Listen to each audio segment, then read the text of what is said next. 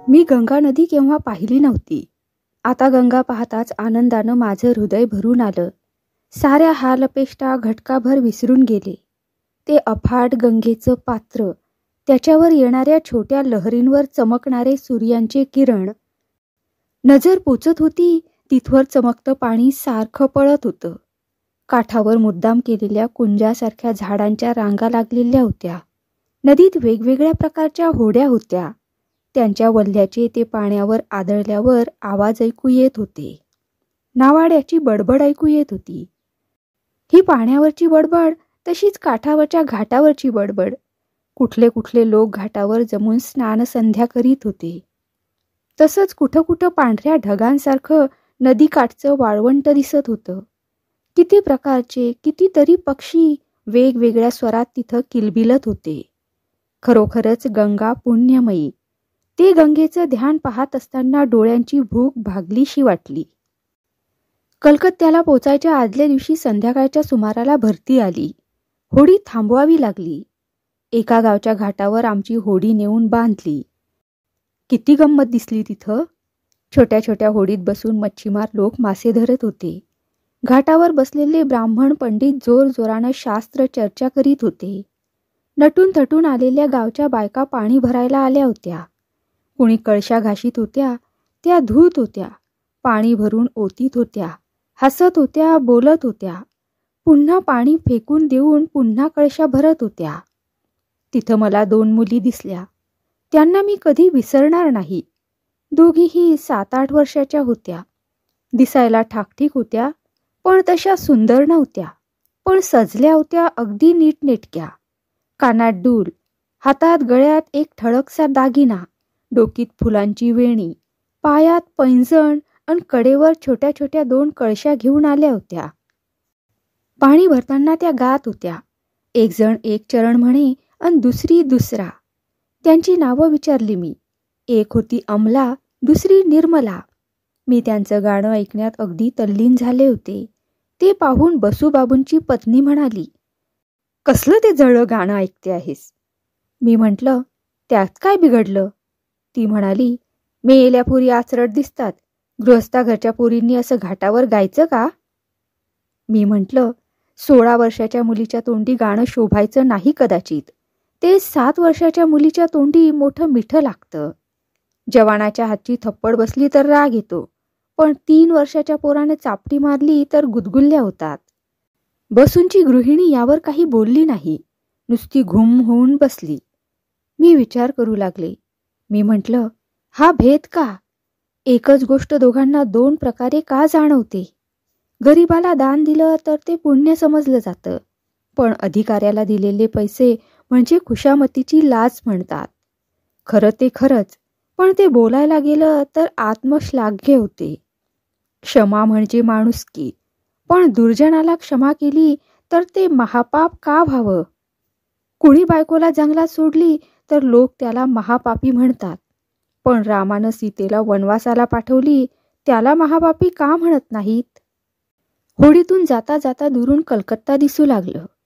पाहताच मी जशी चकित झाले तशीच घाबरून गेले. वाड्यावर वाडे, घरांवर घरं, घरांच्या डोक्यावर घरं आणि पाठीवरही घरं.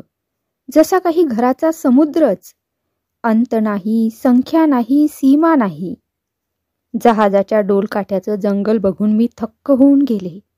असंख्य जहाजं, त्यांचे असंख्य प्रकार, त्यांच्यावरची असंख्य माणसं. एवढ्या नौका माणसानं बांधल्या तरी कशा? घाटाशी आले त्यावेळी मला दिसून आलं की काठावरच्या राजरस्त्यावर गाड्या मेण्यांची रांग मुंग्यासारखी लागली होती. पायी चालणाऱ्यांची तर मोजदादच करता येत नव्हती. मला वाटलं, या सगळ्या माणसांच्या वना जंगलातून माझ्या काकाचा शोध लागणार कसा? वाळवंटावरच्या वाळूच्या राशीत ओळखीचा एक कण शोधून काढायचा कसा? कृष्णदास बाबू कलकत्त्याला आले होते ते काली घाटावर नवस फेडायला. त्यांनी भवानीपूरला मुक्काम केला होता. त्यांनी मला विचारलं, कुठं आहे तुझ्या काकाचं घर? कलकत्त्याला की भवानीपूरला? मला कुठं माहीत होतं ते. त्यांनी पुन्हा विचारले, कलकत्त्याला कोणत्या भागात आहे त्यांचं घर? तेही मला माहीत नव्हतं. महेशपूर हे जसं एक गाव तसंच कलकत्ताही एक गाव आहे असा माझा समज होता. कुणा गृहस्थाचं नाव विचारलं तर त्याचा पत्ता कुणीही सांगेल असं मला वाटलं होतं. पण आता पाहते तो कलकत्ता म्हणजे प्रचंड इमारतींचा समुद्र दिसला. आमच्या काकांचा पत्ता लागायचा काही उपाय दिसेना. कृष्णदास बाबूंनी माझ्या वतीनं पुष्कळ तपास केला, पण कलकत्त्यात एका सामान्य माणसाचा पत्ता लागणार होता कसा? कालीचा नवस फेडल्यावर कृष्णदास बाबू काशीला जाणार असं ठरलं होतं. त्याप्रमाणे ते निघाले तेव्हा मला रडू कोसळलं. त्यांची बायको म्हणाली, तू माझं सांगणं ऐक, कुणाच्या तरी घरी कामवाली म्हणून राहा. आज आमची सुबी येणार आहे, तिला सांगेन मी, ती तुला नोकरीला ठेवील. ते ऐकताच मी मोठमोठ्यानं रडू लागले. शेवटी मोलमजुरी करणंच का माझ्या नशिबी होतं? कृष्णदास बाबूंना माझी दया आली, पण ते तरी काय करणार होते? मी एका कोपऱ्यात बसून पोटभर रडून घेतलं. संध्याकाळच्या सुमाराला बाबूजींच्या बायकोनं मला बोलावलं. ती म्हणाली, सुभू आली आहे. तिच्या घरी कामाला राहायचं असलं तर मी तिच्याकडे शब्द टाकते. उपाशी मरावं लागलं तरी बेहत्तर, पण मोलकरणीचं काम करायचं नाही असा मी मनाचा निश्चय केला होता. तरी पण ही सुबू कोण ती पाहावी म्हणून मी गेले. तशी ती पाहण्याजोगी होती खास. बरेच दिवसात अशी सुंदर स्त्री माझ्या नजरेला आली नव्हती. ती होती माझ्याच वयाची. वर्णानं माझ्यापेक्षा फारशी उजळ नव्हती. तिचा पोशाख फारसा भडक नव्हता. अंगावरचे दागदागिनेही बेताचेच होते. तरी पण पाहताच तिच्यावर नजर खिळे. तिचा चेहरा जसा काही फुललेल्या कमळासारखा, चोहीकडून सापाच्या फणासारख्या गुंफलेल्या वेण्यातून जणू कमळ डोकावत होते. चांगले मोठे टपोरे डोळे, केव्हा थंड तर केव्हा हसरे. 2 गुलाबांच्या पाकळ्यांसारखे टुकटुकीत ओठ, नाजूक जिवणी, अगदी उमलल्या कळीसारखी होती सुबू. मी काही पुरुष माणूस नव्हे, जातिवंत स्त्री. मलाही माझ्या सौंदर्याचा काही कमी अभिमान नव्हता. तरी पण नदीवरच्या तरंगासारखी झुळझुळणारी ती बाई पाहून मला क्षणभर भुरळ पडली. सुबूच्या बरोबर एक 3 वर्षांचं मूल होतं. ती देखील एक छोटीशी उमलती कळी होती. उठत होतं, पडत होतं, बसत होतं, खेळत होतं, हालत होतं, डुलत होतं, नाचत होतं, धावत होतं, हसत होतं, बडबडत होतं. कुणाला मारीत होतं तर कुणाच्या गळी पडत होतं. मी सारखी नजर लावून सुबूला आणि तिच्या मुलाला पाहतेय असं पाहून कृष्णदास बाबूंची बायको तिडकून मला म्हणाली, बघतेस काय, काय म्हणणं आहे तुझं? कोण ही? मी विचारलं. बाईसाहेब वस्कन अंगावर येऊन म्हणाल्या, हे सुद्धा सांगायला हवं का? ही सुबू, दुसरी कोण? ते ऐकून सुबू थोडीशी हसली आणि म्हणाली, तिला नीट सांगायला नको का मावशी? नवीन माणूस ती, मला कुठं ओळखते? असं म्हणून ती माझ्याकडे पाहून म्हणाली, माझं नाव सुभाषिणी बरं का ग, आणि ही माझी मावशी. लहानपणापासून ही मला सुबू म्हणते. आता स्वतः बाईसाहेबांनी मध्ये तोंड घातलं. त्या म्हणाल्या, कलकत्त्याच्या रामराम दत्तांच्या मुलाबरोबर लग्न झालंय हिचं. भारी मोठी माणसं आहेत ती. लहानपणापासून सासरी असते. फार दिवसात आम्ही पाहिली नव्हती. आम्ही कालीघाटावर आलो आहोत हे कळलं म्हणून भेटायला आली आहे. फार बडी माणसं आहेत ती. असल्या बड्या माणसांच्या घरी नोकरी करणं तुला झेपेल का? मी हरमोहन दत्तांची मुलगी. पैसे अंथरून त्यावर निजायला निघाले होते, आणि ही मला विचारते की बड्या माणसांच्या घरी नोकरी करणं मला झेपेल का म्हणून. माझ्या डोळ्यात पाणीही आलं आणि गालात हसूही आलं. ते इतरांना दिसलं नाही, पण सुभाषिणीनं पाहिलं. ती आपल्या मावशीला म्हणाली, मी बाजूला घेऊन हिला सारं काही विचारून घेते. तिला पटलं तर तिला बरोबर घेऊन जाईन. असं म्हणून सुभाषिणीनं माझा हात धरून मला शेजारच्या खोलीत नेलं. तिथं दुसरं कुणी नव्हतं. तिचं मूल तेवढं बागडत बागडत तिथं आलं होतं. तिथं एक माचा होता.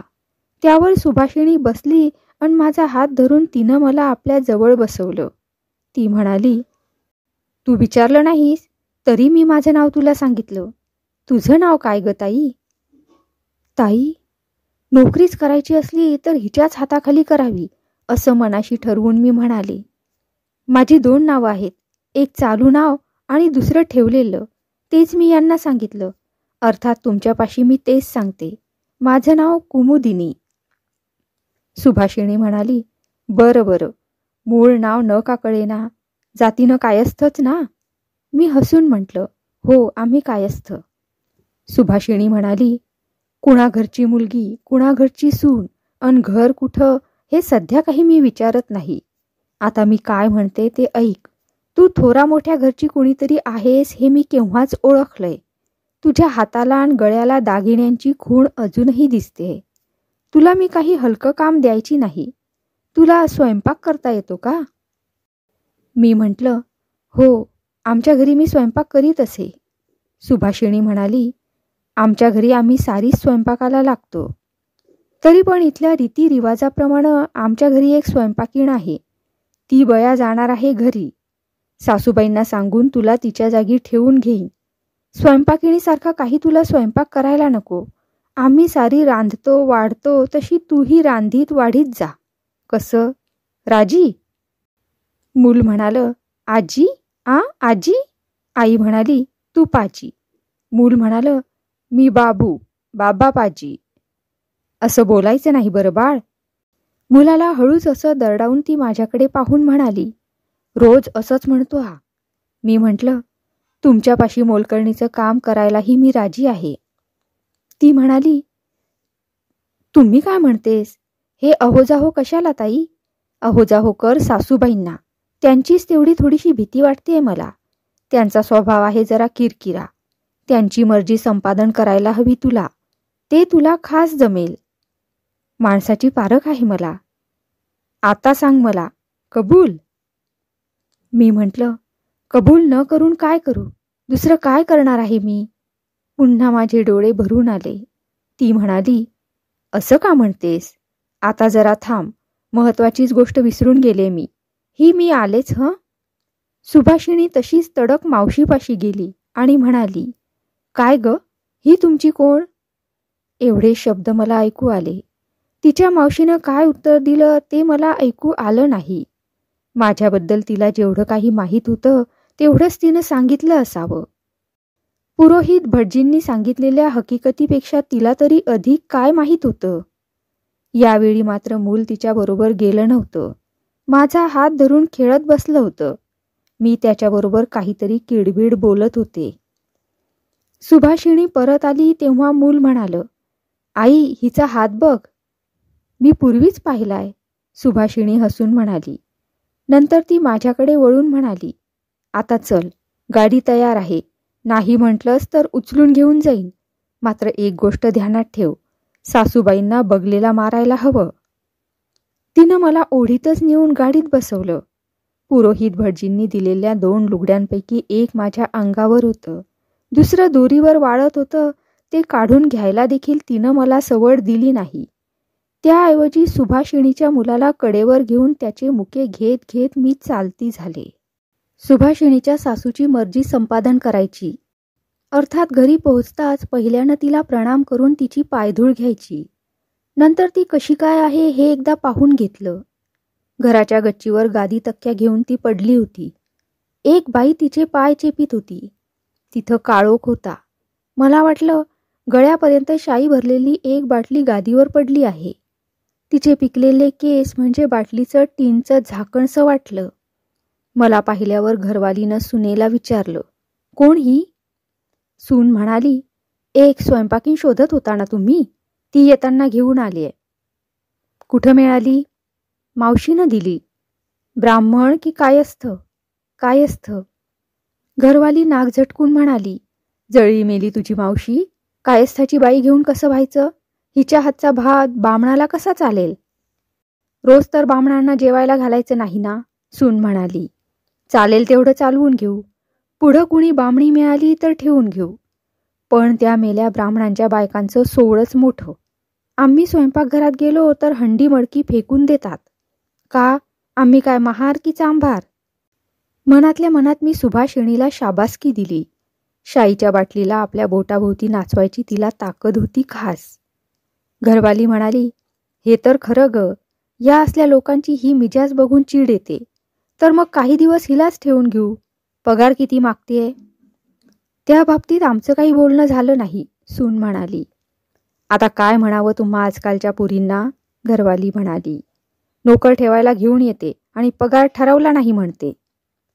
तिनं मला विचारलं, किती पगार घेणार आहेस? मी म्हटलं, आपल्या आसऱ्याला आले आहे, जे द्याल ते घेईन. घरवाली म्हणाली, बामणाच्या बाईला थोडे जास्त पैसे द्यावे लागतात. तू आहे कायस्थाची, तुला महिना 3 रुपये आणि अन्न वस्त्र देऊ.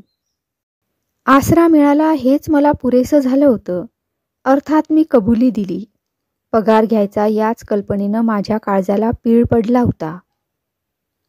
मला वाटलं होतं की एवढ्यावरच भागलं, पण नाही. त्या मोठ्या बाटलीत भरपूर शाई होती. तिनं विचारलं, तुझं वय काय ग? काळोखात दिसत नाही नीटसं, पण आवाज अगदी पोरकट वाटतो. मी म्हटलं, 19-20 वर्ष. तर मग दुसऱ्या घराचा रस्ता बघ, घरवाली म्हणाली. असल्या तळण्या ताठ्या पुरी ठेवायच्या नाहीत मला.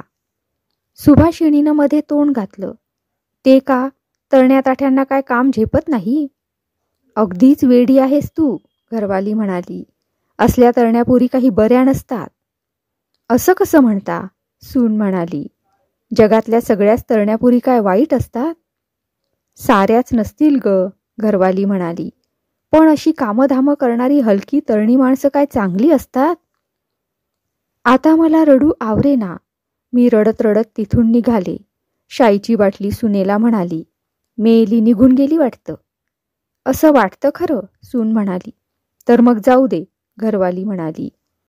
सून म्हणाली, गृहस्थांच्या घरातून अशी खाल्ल्या जेवल्याशिवाय काय जाऊ द्यायची तिला?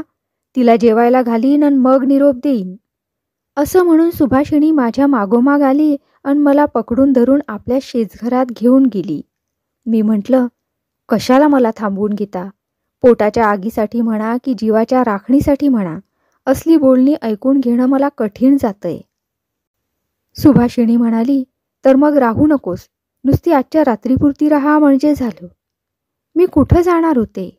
डोळे पुसून घेतले आणि रात्रीपुरतं राहायचं ठरवलं. इकडली तिकडली बोलणी झाल्यावर सुभाषिणी म्हणाली, इथं राहायचं नाही म्हणतेस? मग जाणार आहेस कुठं? गंगेच्या पोटात. यावेळी सुभाषिणीनंही डोळे पुसले. ती म्हणाली, गंगेत जीव द्यायला नको काही. जरा स्वस्थ बसून मी काय करते ते पहा. उगीच उतावीळ होऊ नकोस. मी सांगते ते ऐक. असे म्हणून तिनं हाराणी नावाच्या दासीला बोलावलं. हाराणी खास सुभाषिणीच्या दिमतीला होती. हाराणी आली. जरा जाडजूड, काळी सावळी, 40शी उलटलेली, सदा हसतमुख, उगीच कारण नसताना हसणारी अशी होती ती. सुभाषिणी तिला म्हणाली, एकदा त्यांना बोलावून घे पाहू. अशा अवेळी येतील का ते? हाराणी म्हणाली. अन मी कशी बोलावू त्यांना? सुभाषिणी डोळे वटारून म्हणाली, बोलाव म्हटलं की बोलाव, जा पाहू. हाराणी हसत हसत निघून गेली. मी सुभाषिणीला विचारलं, कुणाला बोलवायला पाठवलं? तुमच्या पतिराजांना का? तर मग कुणाला? सुभाषिणी म्हणाली, अशा रात्रीच्या वेळी काय दाणेवाल्या वाण्याला बोलावणार आहे? मी म्हटलं, तर मग मी जाऊ का इथून? काही नको जायला, बैस इथंच. सुभाषिणीचा नवरा आला. मोठा देखणा पुरुष होता तो. येता क्षणीच त्यानं विचारलं, काय हुकूम आहे? मला पाहताच त्यानं विचारलं, ही कोण? हिच्यासाठी बोलावलं तुम्हाला, सुभाषिणी म्हणाली. आमची स्वयंपाकीणबाई जाणार आहे आपल्या गावी. तिच्या जागी म्हणून मी हिला मावशीकडून आणली होती, पण आईसाहेब काही हिला ठेवून घ्यायला तयार नाहीत. का तयार नाहीत? त्यानं विचारलं. तळणी ताठी आहे म्हणून, सुभाषिणी म्हणाली. तिचा नवरा हसला आणि म्हणाला, मग आता मी काय करायला हवं? हिला ठेवून घ्यायला हवी. कशी? सुभाषिणी त्याच्याजवळ गेली आणि मला ऐकू न येईल अशा आवाजात त्याला काही सांगून मग म्हणाली, माझा हुकूम. तरी पण मला ऐकू आलं. तिच्या नवऱ्यानंही तशाच आवाजात, जशी आज्ञा, म्हटलं. तिनं विचारलं, केव्हा करणार हे? जेवायच्या वेळी, तो म्हणाला. तिचा नवरा निघून गेल्यावर मी म्हटलं, हे कदाचित मला ठेवून घेतील, पण असली कुचकी बोलणी ऐकल्यावर मी राहू कशी? पुढल्या गोष्टी पुढं, सुभाषिणी म्हणाली. एका दिवसात तर गंगेचं पाणी आटत नाही ना? रात्री 9 वाजले होते. सुभाषिणीचा नवरा त्यांचं नाव रमण बाबू. जेवायला आले. आई जाऊन त्यांच्या शेजारी बसली. मला ओढून घेऊन नेत सुभाषिणी म्हणाली, काय चाललंय ते बघू चल. आड राहून आम्ही पाहत होतो. ताटात वाढलेला प्रत्येक जिन्नस रमणबाबू तोंडात घालून फेकून देत होता. त्यानं काहीच खाल्लं नाही. त्याच्या आईनं विचारलं, हे काय रे बाबा, काही खाल्लं नाहीस? मुलगा म्हणाला, असला हा स्वयंपाक भूता खेतांना सुद्धा तोंडी घालवायचा नाही. या बामणीच्या हातचं अन्न खाता खाता वीट आला आहे मला. उद्यापासून आत्याबाईच्या घरी जाऊन जेवणार आहे. हे ऐकताच घरवालीचं तोंड एवढंसं झालं.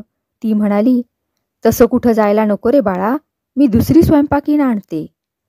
बाबू उठले आणि आचवायला गेले. ते पाहून सुभाषिणी म्हणाली, आमच्या पायी आज यांना उपवास पडला. पडे ना का, काम झालं की झालं. मी ओशाळून काहीतरी बोलणार होते. तोच हाराणी आली आणि सासूबाई बोलावतायत असं तिला म्हणाली. तो निरोप सांगत असताना उगीच माझ्याकडे पाहून ती खुदकन हसली. मला आता कळून चुकलं की हसणं हा तिचा रोग होता. सुभाषिणी सासूबाईंकडे गेली तेव्हा मी दाराआड राहून ऐकू लागले. सासूबाईंनी सुभाषिणीला विचारलं, ती कायस्थ पोटी निघून गेली का ग? नाही, सुभाषिणी म्हणाली. ती जेवली नव्हती म्हणून मी तिला जाऊ दिलं नाही. कसा काय स्वयंपाक करते ती? सासूबाईंनी विचारलं. मला माहीत नाही, सून म्हणाली. आज नको जाऊ म्हणावं तिला, सासूबाई म्हणाली. तिला म्हणावं उद्या स्वयंपाक कर. मग ठेवून घ्यायचं का तिला? असं म्हणून सुभाषिणी तिथून निघाली. ती माझ्यापाशी आली. तिनं विचारलं, तुला स्वयंपाक करायला येतो ना ग? मी होय म्हटलं तेव्हा ती म्हणाली, पण चांगला स्वयंपाक करता येतो का? मी म्हटलं, उद्या प्रत्यक्षच अनुभव घ्या म्हणजे कळेल. सवय नसली तर मला सांग, सुभाषिणी म्हणाली. मी जवळ बसून सगळं दाखवून देईन. मी हसले. मी म्हटलं, उद्याचं उद्या. दुसऱ्या दिवशी मी स्वयंपाक केला. सुभाषिणी मला शिकवायला आली होती असं पाहून मी मिरचीची फोडणी दिली. ती ठसका लागून खोकत उठून गेली. ती जाता जाता मला म्हणाली, मेले मर एकदाची. आधी मुलंबाळं जेवायला बसली. सुभाषिणीचा धाकटा मुलगा आमटी भात खात नसे. 5 वर्षाची तिची मुलगी जेवीत होती. तिला सुभाषिणीनं विचारलं, कसा काय स्वयंपाक झालाय ग हेमा? ती म्हणाली, छान, अगदी छान. त्यानंतर रमणबाबू जेवायला बसले. मी आड उभी राहून पाहत होते. भुरके मारून मारून त्यांनी सांबार संपवून टाकलं. घरवाली खुश झाली. रमणबाबूनं विचारलं, आज स्वयंपाक कुणी केला गाई? घरवाली म्हणाली, एक नवीन बाई आली आहे. छान आहे स्वयंपाक. असं म्हणून रमणबाबू आचवायला निघून गेले. त्यानंतर घरवाले जेवायला बसले. तिथं मला जाता येत नव्हतं. घरवालीच्या हुकमानुसार भटीण घरमालकांना वाढायला गेली. घरवालीला खडा कुठं खुपत होता ते मला आता कळलं. तळणी ताठी स्वयंपाकीन नको ती एवढ्यासाठीच का? मी प्रतिज्ञा केली, इथं आहे तोवर या बाजूला जायचं नाही. मी नंतर बाकीच्या लोकांकडून अंदाज घेतला. घरचे मालक मोठे सज्जन निर्मळ चरित्राचे होते, जितेंद्रिय होते. पण त्या शाईच्या बाटलीतलीच शाई काळी होती ना. स्वयंपाकीण बाई आली त्यावेळी तिला विचारलं, काय म्हणाले मालक? त्यांना आवडला का स्वयंपाक? भटीण भडकून उठली. हातवारे करीत ओरडून म्हणाली, होय ग बाई, छान रांधतेस ग बाई, छान रांधतेस. आम्ही सुद्धा स्वयंपाक करतो, पण म्हातारीला काय किंमत आहे या जगात? स्वयंपाक करायला तळणीताठी सुंदर माणसं हवीत ना. मी अंदाज केला. घरधण्यांना स्वयंपाक आवडला खास. म्हातारीला जरा खिजवावं असं वाटलं मला. मी म्हटलं, तारुण्य हवं सौंदर्यही हवं बरं का भटीनाजी. समोर म्हातारी दिसली तर जेवण कसं रुचेल कुणाला? दात विचकून खेकसत म्हातारी म्हणाली, अन तुझं हे रूप तरी कुठं राहणार आहे जन्मभर? किडे पडायचे नाहीत का तोंडाला? असं म्हणून ती हांडी उचलायला गेली. ती खाली पडून फुटली. मी म्हटलं, पाहिलत भटीणबाई, रूप यौवन नसलं तर हातची हांडी अशी फुटते. हाती कोळसे काढायचा लोखंडी चिमटा घेऊन म्हातारी तशीच तणतणत मला मारायला आली.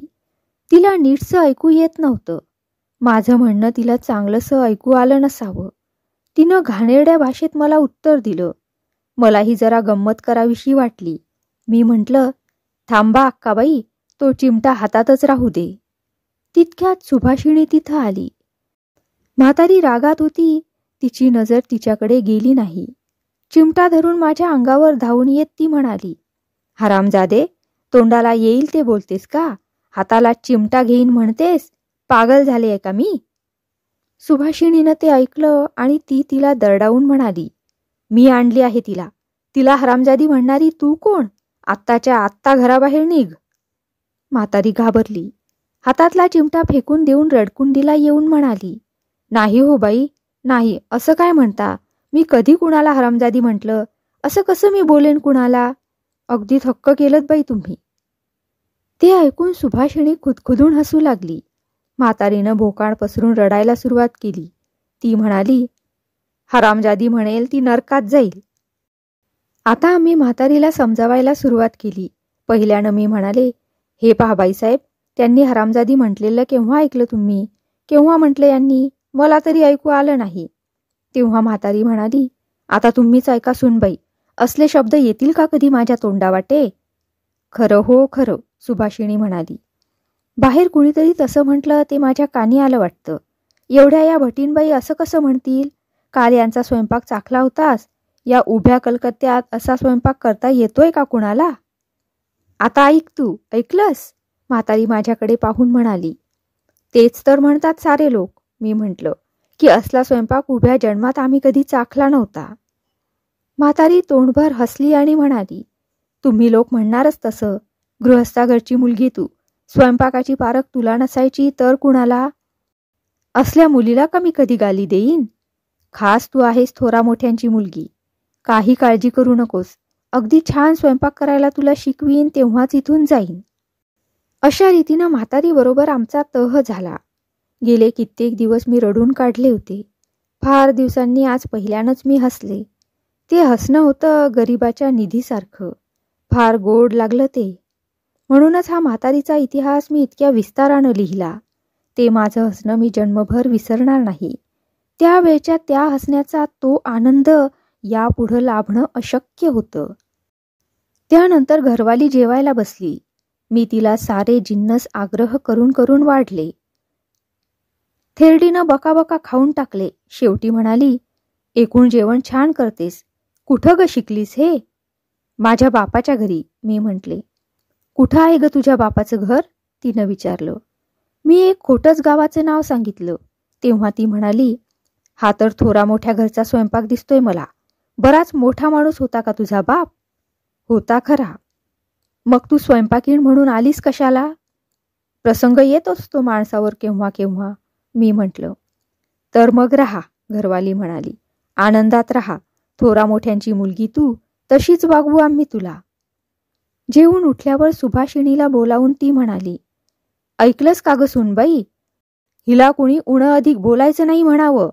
तू नाहीच बोलायचीस. तू नव्हेसच तशा माणसातली. सुभाषिणीचा मुलगा तिथंच बसलेला होता. तो म्हणाला, मी अधिक बोलन. बोल पाहू, मी म्हटलं. तो म्हणाला, ज्या ज्या चल. आणखीन काय आई? आणखीन तुझी सासू, सुभाषिणी म्हणाली. सुभाषिणीची मुलगी हेमा माझ्याकडे बोट करून म्हणाली, ही तुझी सासू? तेव्हा मुलगा म्हणाला, तुणुदिनी छाचू, तुणुदिनी छाचू. सुभाषिणी माझ्याबरोबर कसलं ना कसलं तरी नातं जोडायची संधीच पाहत होती. मुलांच्या तोडचे ते बोल ऐकून ती म्हणाली, तर मग आजपासून तू माझी विहीण झालीस बरं का? त्यानंतर सुभाषिणी जेवायला बसली. मी तिच्याजवळ बसून तिला वाढू लागले. जेवता जेवता तिनं विचारलं, तुझी किती लग्न झाली आहेत ग विहीणबाई? तिची खोच मला कळली. मी म्हटलं, का? स्वयंपाक द्रौपदीनं केला असं का वाटलं? ओ येस, सुभाषिणी म्हणाली. ठीक, आता तरी आमच्या सासूबाईंची ओळख पटली? फारशी नाही, मी म्हटलं. दरिद्री माणूस आणि मोठ्या माणसाघरच्या बायका यांच्यात थोडासा फरक हा असतोच. सुभाषिणी हसत सुटली. ती म्हणाली, आता मर मेले एकदाची, हेच का कळलं तुला? तू थोरा मोठ्या घरची मुलगी म्हणून का सासूबाईंनी तुझं एवढं कौतुक केलं? तर मग का, मी विचारलं. सुभाषिणी म्हणाली, अगं तिचा मुलगा आज पोटभर जेवला म्हणून एवढं कौतुक होतंय तुझं. असंच जर चालू ठेवलंस तर थोडक्याच वेळात तुझा पगार दुप्पट होईल. मला नको आहे तो पगार, मी म्हटलं. मी नको म्हटलं तर उगीच काहीतरी भानगड उपस्थित होईल. एवढ्यासाठीच मी हात पुढं करीन आणि तो तुमच्याकडेच देईन. कुणातरी गरीबाला देऊन टाका तो. मला आसरा मिळाला एवढंच माझ्या लेखी पुष्कळ झालंय. मला आसरा मिळाला, आणखीही एक अमोल ठेवा मिळाला, एक जीवाभावाची मैत्रीण. सुभाषिणी दिवसेंदिवस माझ्यावर अंतरापासून प्रेम करीत होती असं मला दिसून येऊ लागलं. अगदी एखाद्या पाठच्या बहिणीसारखी ती मला वागवत होती. तिची ती वागणूक पाहून नोकर चाकर सुद्धा मला मान देत होते. इकडे स्वयंपाकही सुखासमाधानानं चालला होता. ती म्हातारी स्वयंपाकीण, तिला म्हणत सोनूची आई, ती काही आपल्या गावी गेली नाही. तिला वाटलं आपण गावी गेलो तर पुन्हा नोकरी मिळायची नाही अन मलाच कायम करून टाकतील, म्हणून रोज काहीतरी कारणं काढून तिनं घरी जायचं टाळलं. सुभाषिणीच्या शिफारशीमुळं आम्ही दोघीही राहून गेलो. कुमुदिनी थोरा मोठ्या घरची मुलगी, एवढा सारा स्वयंपाक करणं तिला झेपायचं नाही. अन सोनूची आई म्हातारी माणूस, ती तरी कुठं जाणार असं म्हणून तिनं सासूची समजूत घातली. सासू म्हणाली, दोघींनाही कसं ठेवायचं, इतके पैसे आणायचे कुठून? सून म्हणाली, तर मग एकीलाच जर ठेवायची तर सोनूच्याच आईला ठेवा. कुमूला काही एवढं काम झेपायचं नाही. नाही ग बाई, नाही, सासू म्हणाली. सोनूच्या आईच्या हातचा स्वयंपाक का माझ्या मुलाच्या घशात उतरणार? तर मग राहू देत दोघीही. माझ्यासाठी सुभाषिणीनं ही क्लुप्ती लढवली. ती सासूला कळीच्या बाहुलीसारखी नाचवी. रमणची बायको होती ना ती, अन रमणच्या बायकोचा शब्द खाली पाडायची कुणाची छाती होती? शिवाय सुभाषिणीची बुद्धी जितकी तिखट तितकाच तिचा स्वभाव गोड होता. असली मायाळू मैत्रीण लाभल्यामुळं माझे ते कष्टाचे दिवस देखील सुखात गेले. मासेन सागोती हे जिन्नस करायचं काम मी करीत असे. क्वचित एखादं सुंदरसं सांबारही मी रांधीत असे. बाकीच्या वेळी सुभाषिणीबरोबर गप्पा गोष्टी करायच्या, तिच्या मुलांचं कोडकौतुक करायचं. एखाद्या वेळी खुद्द घरवाल्या बाईबरोबरही थोडीशी खुशामत करावी लागे. परंतु शेवटी मी बरीच घोटाळ्यात पडले. आपण तरुण आहो असा घरवालीचा समज झाला होता. कसल्या तरी प्रकृती दोषामुळं आपले काही केस पिकले आहेत, तेवढे काढून टाकले की आपलं तारुण्य शाबित होईल असं तिला वाटे. म्हणून ती केव्हा ना केव्हा आपल्या केसातले पांढरे केस उपटून घेत असे. एके दिवशी तिनं मला या कामासाठी अडकवलं. मी भराभर केस काढू लागले. दुरून पाहत असलेल्या सुभाषिणीनं मला खूण करून बोलावलं आणि म्हटलं, हे काय चालवलं आहेस? सासूबाईंना संन्यास का देणार आहेस? मी म्हटलं, हे पाप केव्हा तरी निस्तरलंच पाहिजे. ती म्हणाली, असं काही केलं असन त्या चिडल्या तर जाणार आहेस कुठं? मी म्हटलं, पण तुमच्या सासूबाई हट्टच धरून बसतात ना. ते खरं, सुभाषिणी म्हणाली, पण त्यांना सांगायचं की पिकलेले केस काही फारसे नाहीत आणि निघून यायचं. मी हसले आणि म्हटलं, असा दिवसा दरोडा कसा घालायचा उघड्या डोळ्यांनी? मी काय काळदिघीची डाकू आहे? काळदिघीची डाकूगिरी कसली? तिनं विचारलं. तिच्याबरोबर बोलताना मला विसर पडला होता. बेसावतपणे तो उल्लेख तोंडातून गेला. मी तिथं जीभ आवरलीन म्हटलं, ती गोष्ट मग सांगेन केव्हा तरी. सुभाषिणी म्हणाली, मी सांगितलं तसं एकदा सांग त्यांना, माझं एकदा ऐकून पहा. मी हसत हसत घरवालीपाशी गेले आणि पुन्हा पांढरे केस उपटू लागले. एक दोन केस उपटून काढल्यावर मी म्हटलं, तसे विशेषचे पांढरे केस दिसत नाहीत, एक दोन राहिले ते उद्या काढीन. ती तोंडभर हसली आणि म्हणाली, आणि या मेल्या म्हणतायत की माझे सारेच केस पिकले आहेत म्हणून. त्या दिवशी माझं खूप कौतुक झालं. रोज रोज पांढरे केस निवडून काढायची याता टाळण्यासाठी एक योजना मी मनात ठरवली. नुकतेच पगाराचे पैसे मिळाले होते. त्यातला 1 रुपया हाराणीच्या हाती देऊन मी म्हटलं, कुणाकडून तरी एक कल्पाची बाटली आणून दे मला. हाराणीला हसू कोसळलं. ते थांबल्यावर ती म्हणाली, कलप कशाला? कुणाच्या केसासाठी? स्वयंपाकीणबाईंच्या, मी म्हटलं. आता तर हाराणीनं हसता हसता बैठकच मारली. तितक्यात स्वयंपाकीणबाई तिथं आल्या. ते पाहून तिनं हसत थांबण्यासाठी तोंडात पदराचा बोळा दिला. स्वयंपाकीणबाई म्हणाल्या, असं हसायला काय झालं? दुसरं येतंय काय तिला? मी म्हटलं. स्वयंपाकीणबाईंच्या केसाला कलप दिला तर कसा दिसेल म्हणून हसतेय ती. मग त्यात एवढं हसायला काय झालं? आणि बिघडलं काय कलप लावला म्हणून? चांदीचे केस म्हणून सारी म्हणतात, ती तरी आफत चुकेल. म्हातारीला कलप हवा आहे असं दिसून आलं तेव्हा मी म्हटलं, ठीक आहे, मी आणून देते कलप. म्हातारी म्हणाली, देच तर आणून. दीर्घायू हो पोरी, सोन्याचे दागिने पडोत तुझ्या अंगावर. हाराणीनं एक कल्पाची बाटली आणून दिली. मी ती घेऊन घरवालीचे पांढरे केस काढायला गेले. हातात ते काय म्हणून तिनं विचारलं तेव्हा मी म्हटलं, एक अर्क आहे. ते डोईला लावलं की पांढरे केस गळून पडतात आणि काळे तेवढे शिल्लक राहतात. घरवाली म्हणाली, खरं की काय? मी कधी ऐकलं नव्हतं. बरं बरं, लाव तरी एकदा. कलप बिलप लावू नकोस हो. मी तिच्या केसांना तो कलप व्यवस्थितपणे लावला. आता पांढरे केस राहिले नाहीत असं सांगून मी निघून गेले. थोड्या वेळात घरवालीचे सगळे केस काळे झाल्याचं दिसून आलं. दुर्दैवानं त्याच वेळी खोली झाडायला हाराणी आली होती. हातातली केळसुणी फेकून हसू आवरण्यासाठी तोंडात पदराचा बोळा कोंबीत ती माझघरात निघून गेली. तिथं स्वयंपाकीणबाई होत्या. तिनं तिला काय झालं म्हणून विचारलं. हसू अनावर झाल्यामुळं तिला बोलता येत नव्हतं. तिनं गच्चीकडे बोट करून हसत हसत खुणेनं डोकं दाखवलं. सोनूची आई घोटाळ्यात पडली. ती वर जाऊन पाहते तो मालकिणीचे सारे केस काळे झाले होते. ते पाहून ती एकदम रडू लागली आणि म्हणाली, अरे देवा, हे काय झालं हो? तुमचे सारे केस एकदम काळे कसे झाले? कुणी औषध दिलं हे? इतक्यात सुभाषिणीनंही ते पाहिलं आणि ती माझ्याकडे येऊन हसत हसत म्हणाली, मेले काळतोंडे, काय केलंस हे? सासूबाईंच्या केसाला कलप लावलास? मी होय म्हटलं तेव्हा ती म्हणाली, आग लागो तुझ्या तोंडाला, आता काय होईल कोण जाणे. मी म्हटलं, अगदी स्वस्थ बसून गंमत पहा. तितक्यात खुद्द मालकीणबाईचं मला बोलावणं आलं. त्यांनी विचारलं, काय ग कुमे, तू कलप लावलास का माझ्या माथ्याला?